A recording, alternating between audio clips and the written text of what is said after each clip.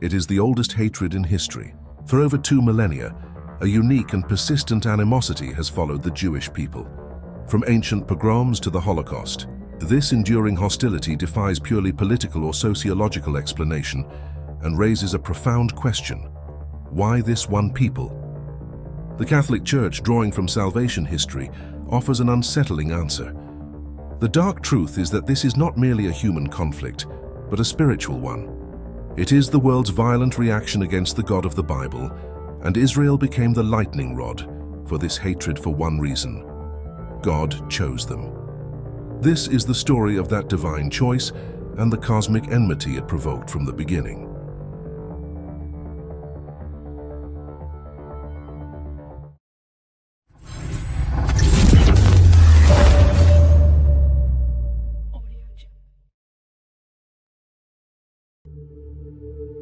Chapter 1. The Scandal of Divine Election. To understand the animosity, we must first grapple with a foundational truth of the Bible that is deeply uncomfortable to the modern mind: the doctrine of divine election. God, in His infinite wisdom and freedom, does not deal with humanity in a uniform and generic way. He chooses. He sets apart. He elects. The entire story of salvation begins with this principle. Out of all the families and tribes on earth after the fall of Babel, God calls one man Abram of Ur. Out of Abram's sons, He chooses Isaac over Ishmael. Out of Isaac's sons, He chooses Jacob over Esau. And out of the 12 sons of Jacob, He forges a single chosen nation, Israel. From a purely human perspective, this is a scandal. It offends our sense of fairness and equality.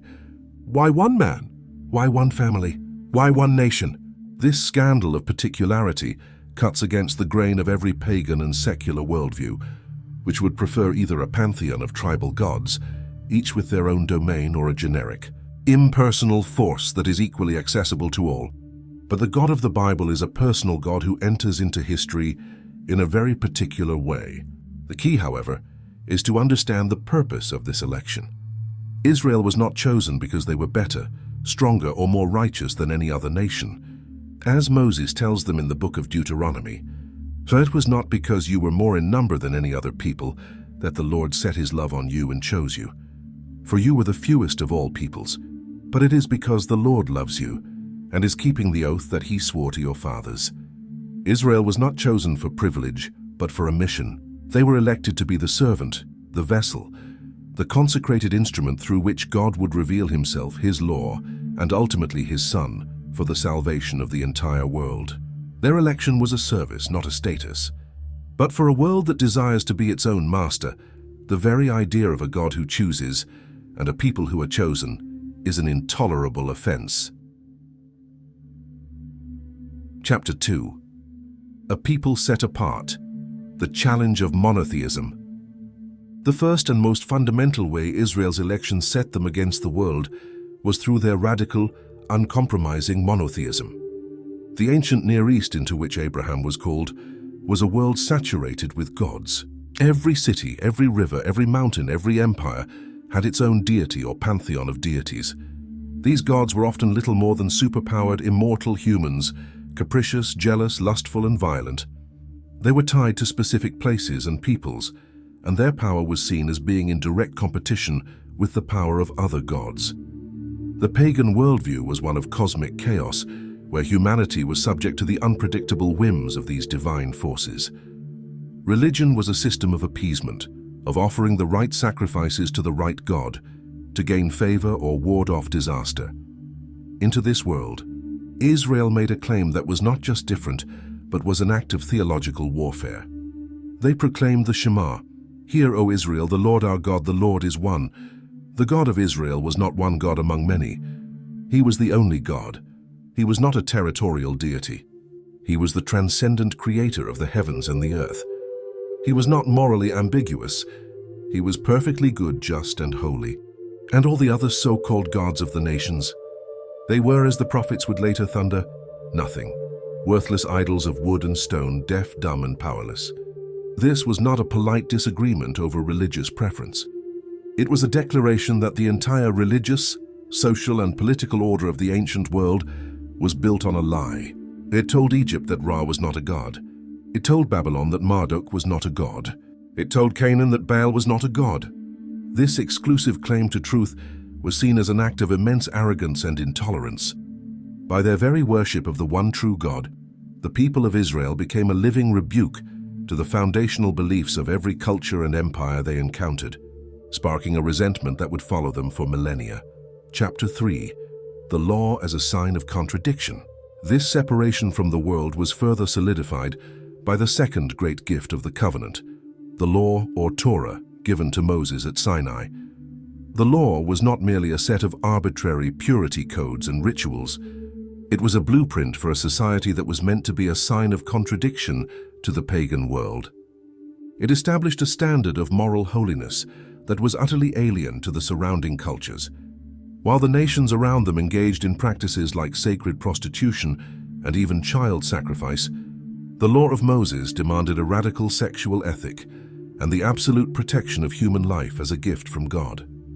While pagan kings ruled as absolute despots, the law placed everyone, including the king, under the authority of God's justice. Most importantly, the law was rooted in a profound concern for the poor, the weak, and the vulnerable. It commanded Israelites to leave the edges of their fields unharvested for the poor to glean. It mandated that debts be forgiven and slaves be freed in the Jubilee year. It demanded impartial justice for the widow, the orphan, and the stranger.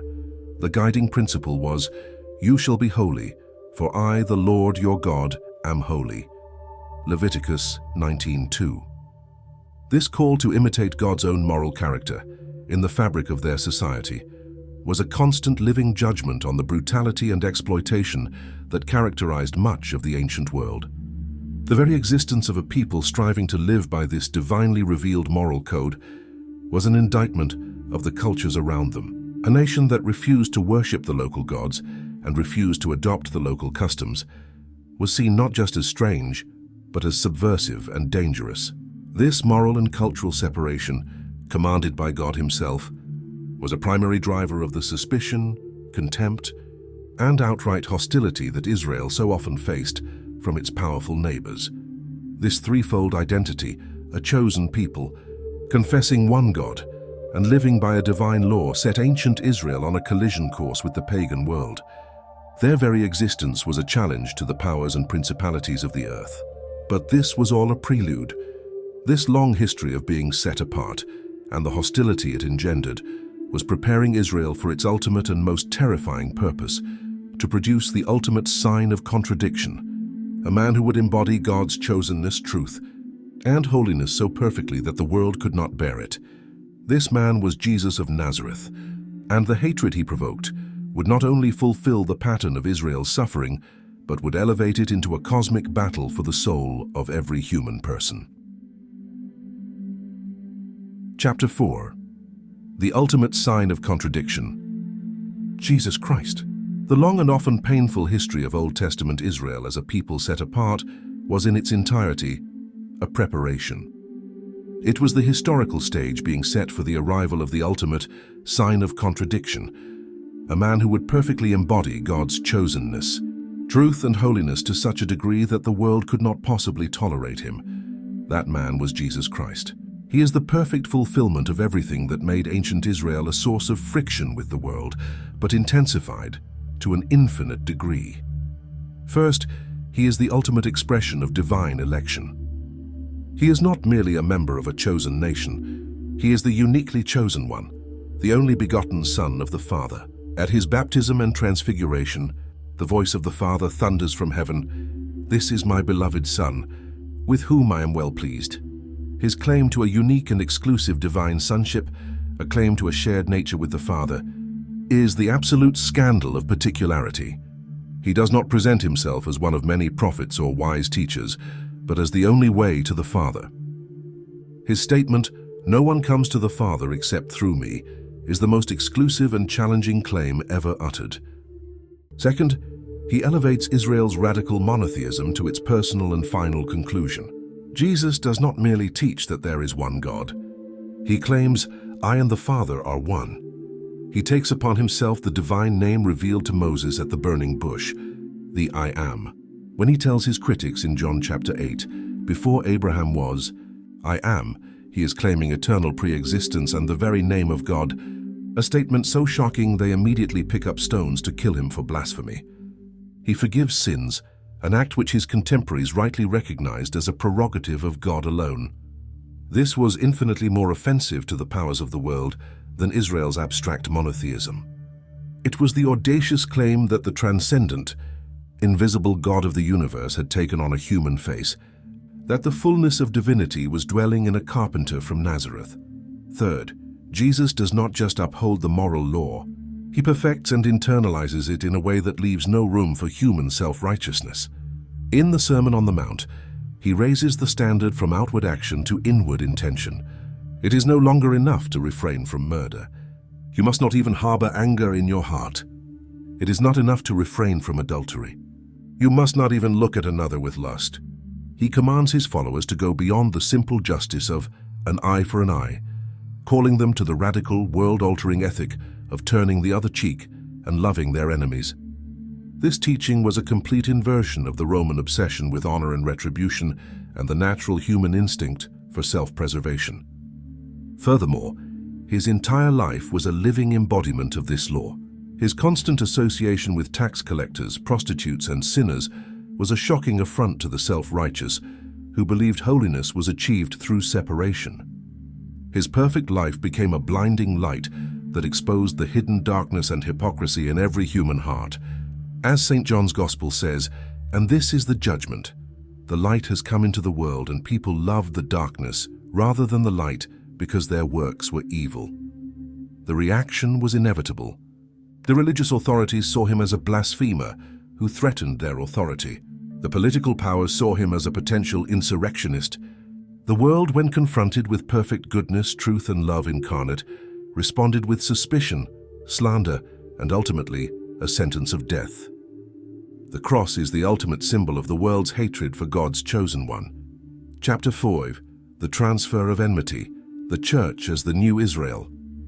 Before his passion, Jesus made a promise and gave a warning to his apostles that is crucial for understanding all of subsequent history. The promise was that he would build his church on them and that the gates of hell would not prevail against it.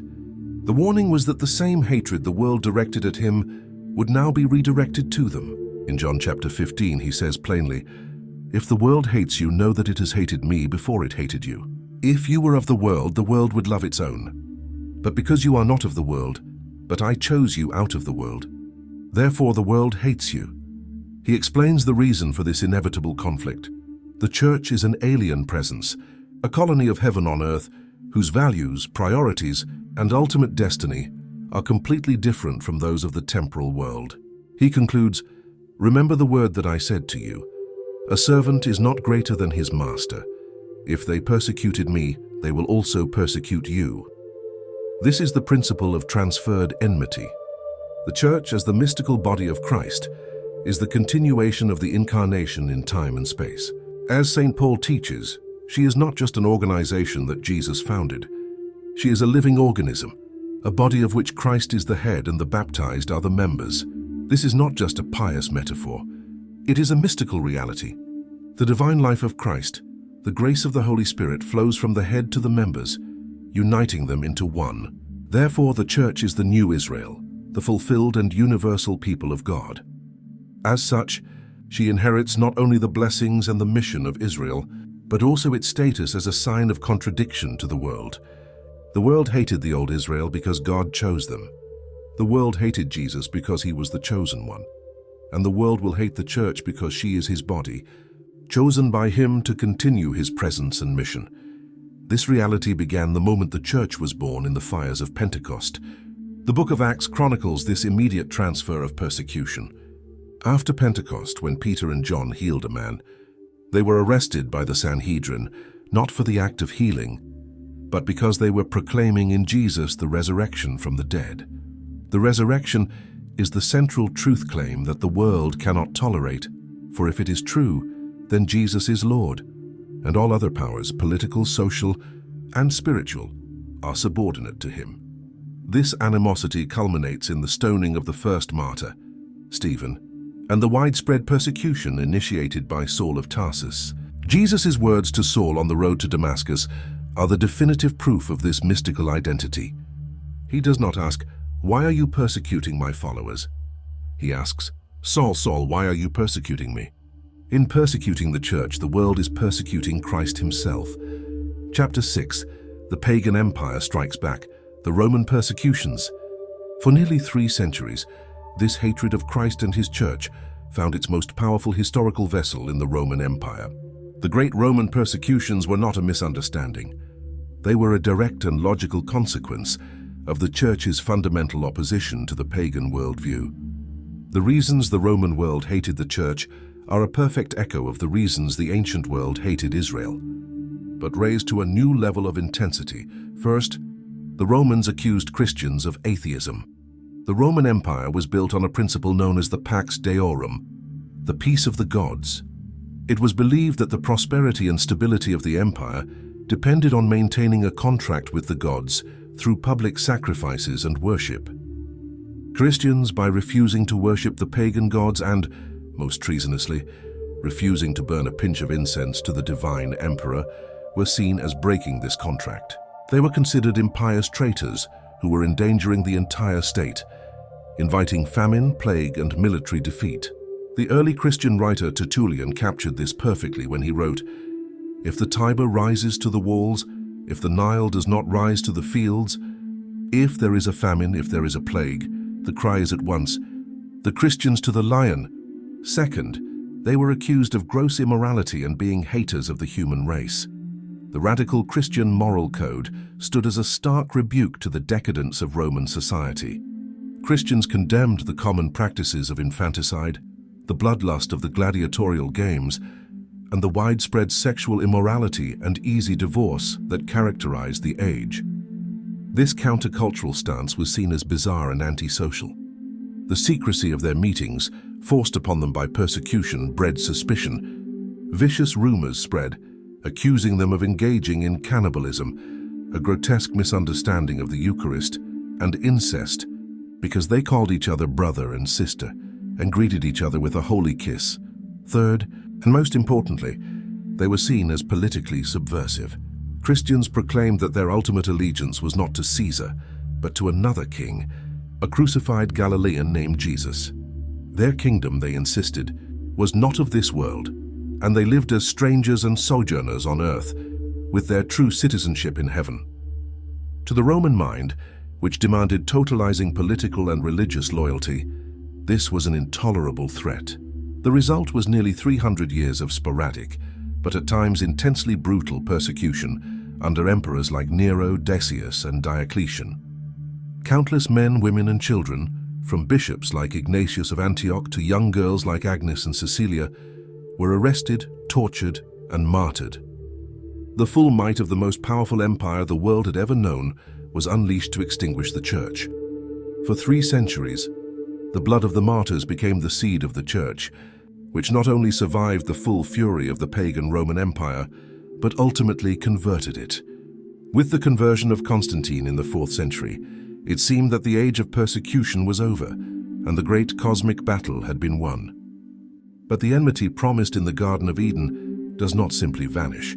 It is a spiritual virus that mutates, adapts, and finds new hosts. The hatred of the world, having failed to destroy the church from the outside through violence, would now adopt a new and far more insidious strategy, to attempt to destroy her from within, through heresy, schism, and rebellion.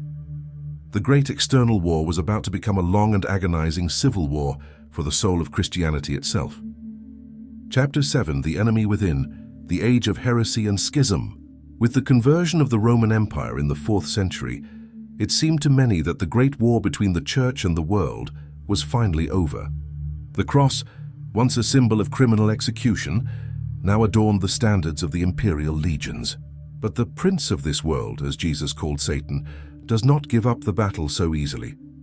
The spiritual enmity that had fueled 3 centuries of external persecution would now mutate, turning its assault from the outside in. Having failed to destroy the body of Christ through physical violence, the new strategy was to poison it from within, through heresy, and to tear it apart through schism. A heresy is not a simple disagreement. It is a deliberate distortion of the revealed truth, a counterfeit Christianity. The most dangerous of these was Arianism, which erupted in the 4th century and nearly consumed the entire church. Arius, a priest from Alexandria, taught that Jesus Christ was not the eternal co-equal Son of the Father, but was rather a created being, the first and greatest of all creatures, but a creature nonetheless. This was a direct assault on the very heart of the faith.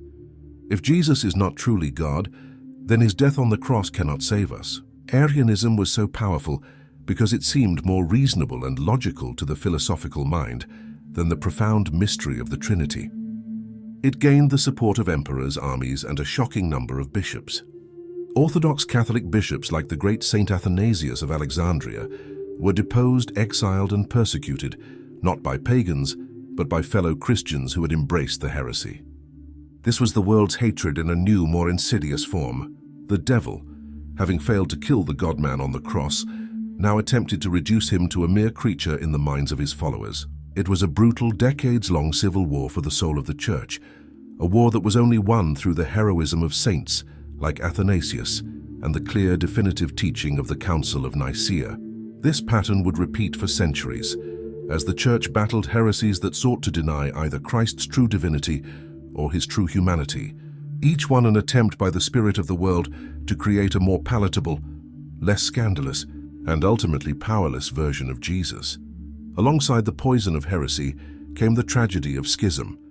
The Great Schism of 1054, which separated the Catholic West from the Orthodox East, was the culmination of centuries of cultural and political drift. But at its heart, it was a spiritual tragedy. It was a victory for the spirit of division over Christ's prayer that they may all be one. The body of Christ was wounded, and the unified witness of the Church to the world was grievously damaged. This too was a manifestation of the world's hatred, a hatred that delights in division, suspicion, and the breaking of communion. Chapter 8, The Revolution of the Self, from Reformation to Secularism. The internal struggles of the Church continued for centuries, but in the 16th century, the spirit of rebellion found its most explosive expression in the Protestant Reformation. While born from a legitimate cry for moral reform, the Reformation's core principles ultimately represented a fundamental revolution against the very structure of the Church Christ founded. The principle of sola scriptura, by rejecting the authority of the Pope and the Magisterium, effectively made every individual the ultimate arbiter of truth.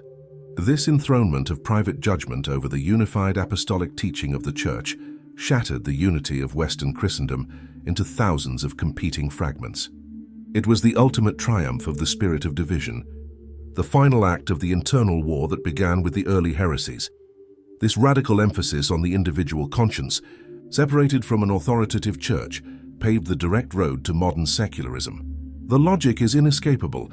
If the individual is the ultimate authority in interpreting the Bible, why is an external, revealed text even necessary? Cannot the individual's own reason become the ultimate source of truth? This was the great project of the Enlightenment in the 18th century, which sought to build a world based on reason alone, casting aside the superstitions of revealed religion. The French Revolution was the terrifying political manifestation of this idea. The world's hatred of Christ and his Church was no longer hidden behind theological disputes. It was on open display.